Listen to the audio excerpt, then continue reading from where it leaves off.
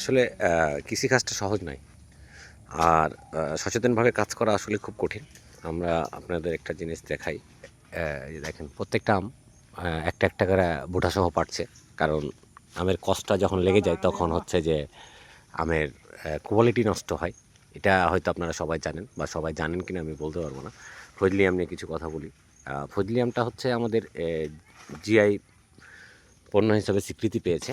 আসলে এটা নিয়ে অনেকে অনেক রকম কথাবার্তা বলে, বা এটা নিয়ে অনেকেই দ্বিমত আছে।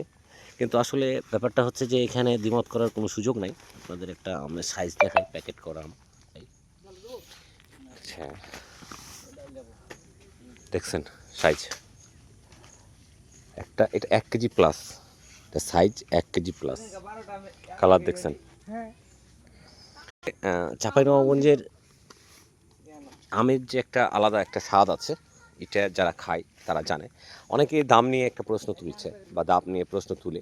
দেখেন, চাঁপাইনবাবগঞ্জের আমের দাম সবসময় বেশি। এটা আপনি ঢাকার সাথে তুলনা করতে গেলে সেটা হবে না, যে আপনার ওইখানে কেন কম এখানে। কারণ ঢাকাতে বিভিন্ন জেলার আম চাই, আর চাঁপাইনবাবগঞ্জের মাটির একটা আলাদা গুণ আছে। হ্যাঁ, একটাই প্যাকেট খুলেছি কাকা, বাদ বাকিগুলো দেখিনি এখন আমি।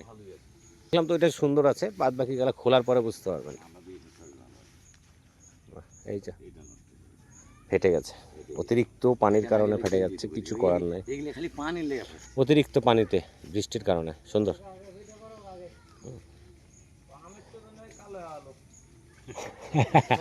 এটা টেনশন এই এই আমের যে তোমার কি বলে যে বৃষ্টিতে এতগুলো ফাটছে, তো তোমার কালো হবে না? টেনশন কাজে রাইতে ঘুম হয়, শোয়ার পরে তার ঠিকঠাক ঘুম হয় না কাকা।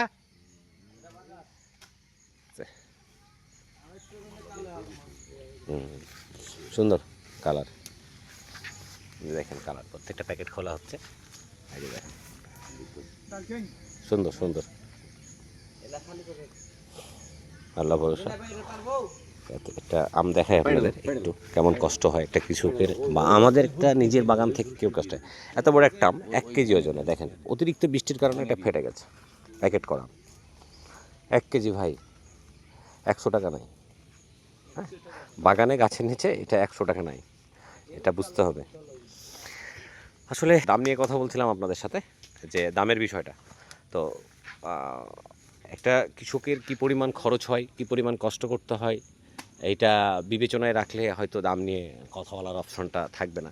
যদিও এখন বর্তমানে আমের দাম অনেক বেশি, তারপরেও আপনাদের একটু বলতে পারি যে এই এই বেশি হলে পারেও আপনারা চিন্তা করতে পারবেন না, প্রত্যেকটা আম বোঁটা সহ পাড়া হচ্ছে। হ্যাঁ, কারণ কষ্ট যেন না লাগে।